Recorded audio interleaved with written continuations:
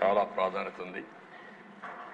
ప్రజాస్వామ్యంలో ఏ ప్రభుత్వమైనా మొట్టమొదటిగా చేయాల్సిన పని ప్రజల ప్రాణాలకి, ప్రజల ఆస్తులకి, అదే మరిగా ఆడబిడ్డల రక్షణకి భరోసా ఇవ్వాల్సిన బాధ్యత ఉంది. ఒకసారి ఇలాంటి ప్రజాస్వామ్యంలో కూడా, ఇలాంటి నాగరిక ప్రపంచంలో కూడా ఇంత అనాగరికంగా చేయగలుగుతామనేది చాలా బాధాకరం. గడిచిన 5 సంవత్సరాలు లా అండ్ ఆర్డర్ పైన ఈరోజు ఒక స్టేట్మెంట్ అనండి, లేకపోతే శ్వేతపత్రం అనండి, ప్రజల్లో చైతన్యం తేవడానికి ఈరోజు రిలీజ్ చేస్తున్న దిశ. Next page. ప్రత్యేకంగా ఒక 5 అంశాలపై నేను ఫోకస్ చేస్తున్నాను. డీటెయిల్గా వచ్చినప్పుడు మీకు 1 by 1 ఎక్స్ప్లెయిన్ చేస్తాను తర్వాత. నెక్స్ట్ అధ్యక్ష, ఆంధ్రప్రదేశ్ పోలీసులు ఒక ప్రత్యేకత ఉంది. ఇదే పోలీసులు సమైక్య ఆంధ్రప్రదేశ్లో శాంతి భద్రతను చాలా పర్ఫెక్ట్గా చేశారు. మీరు కూడా ఆ రోజు మంత్రిగా, ఎమ్మెల్యేగా చూశారు. ఎన్ని ఒడుగుదొడుకులు వచ్చినా లా అండ్ ఆర్డర్ మెయింటైన్ చేసిన ఘనత ఆంధ్రప్రదేశ్ పోలీసులది.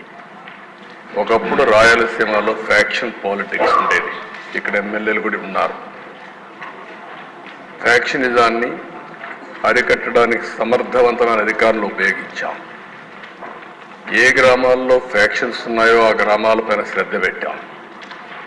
ఒకప్పుడు దేశ కొన్ని గ్రామాలకే పరిమితమైన ఫ్యాక్షనిజం, తర్వాత రాజకీయాలు కూడా ఉపయోగించుకుని ఎక్కడికక్కడ నియోజకవర్గాల్లో కూడా ఫ్యాక్షన్ నియోజకవర్గాలుగా తయారు చేసే పరిస్థితికి వచ్చారు.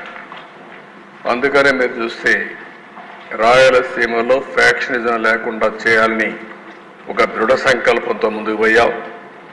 ఈరోజు ఈ హౌస్ ద్వారా రాష్ట్ర ప్రజానికాన్ని గుర్తు చేస్తున్నా, మా ఎమ్మెల్యేలని, సీనియర్ నాయకుల్ని 2 అరెస్ట్ చేసిన తర్వాత మిగిలిన వాళ్ళని కూడా అరెస్ట్ చేసి రాయలసీమలో ఈరోజు ఫ్యాక్షనిజం లేకుండా పోయిందంటే దానికి కారణం తెలుగుదేశం పార్టీ అనే విషయం అందరూ.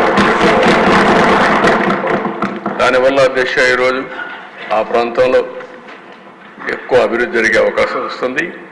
భవిష్యత్తులో ఇంకా ఎక్కువ అభివృద్ధి జరిగే అవకాశం ఉంటుంది.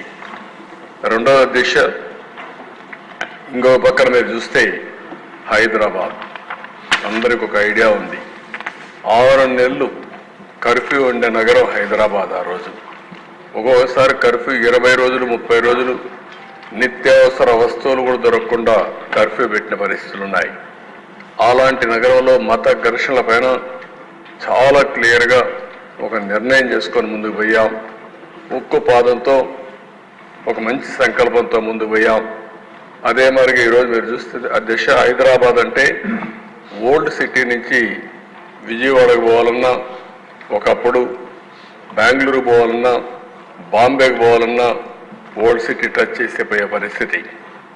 అలాంటప్పుడు ట్రాఫిక్ అంతా కూడా నిలిచిపోయేది. ఈరోజు మీరు చూస్తే హైదరాబాద్ మత సామరస్యానికి ఏమాత్రం కూడా విఘాతం కలగకుండా చేయగలిగాం. దానివల్ల ఒక అంతర్జాతీయ పెట్టుబడులు కేంద్రంగా తయారయ్యే పరిస్థితి వచ్చింది. గడిచిన అన్ని ప్రభుత్వాలు కూడా లా అండ్ ఆర్డర్ మెయింటైన్ చేశాయి.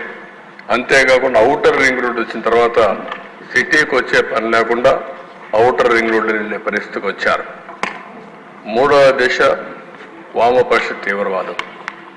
ఇక్కడ కూడా గ్రేహౌండ్ లేకపోతే ఇంటెలిజెన్స్ బ్రాంచ్ కానీ, ఎస్ఐవి కానీ ఇలాంటి డెవలప్ చేశాం.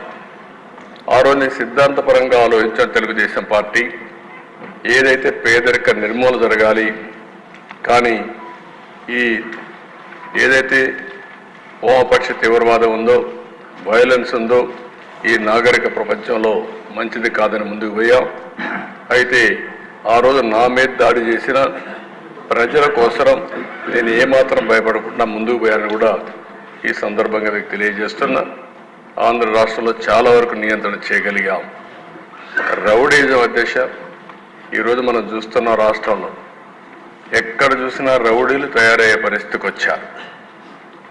ఆ రోజు నుంచి మీరు చూస్తే రౌడీ అనేవాడు లేకుండా ఆ పేరు వినపడేదానికే భయపడే పరిస్థితి తీసుకొచ్చాం. పీడీ యాక్ట్ ఉపయోగించాం, రౌడీల పైన ఉక్కుపాదం మోపాం, మొత్తం లా అండ్ ఆర్డర్ మెయింటైన్ చేశాం. అది తర్వాత వచ్చిన ప్రభుత్వాలు కూడా కొనసాగించే పరిస్థితికి వచ్చారు. అది శుభ పరిణామం అని చెప్పి కూడా నేను మీకు తెలియజేస్తున్నాను. నెక్స్ట్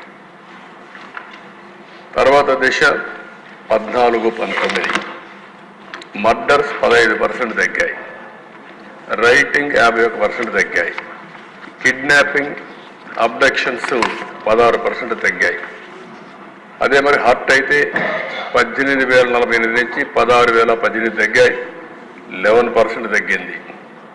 అసాల్ట్ 20% తగ్గాయి, రాబరీ దొంగతనాలు 25% తగ్గాయి. దీనివల్ల ప్రభుత్వ చర్యల వల్ల ప్రజల్లో ఒక భద్రత పెరిగింది.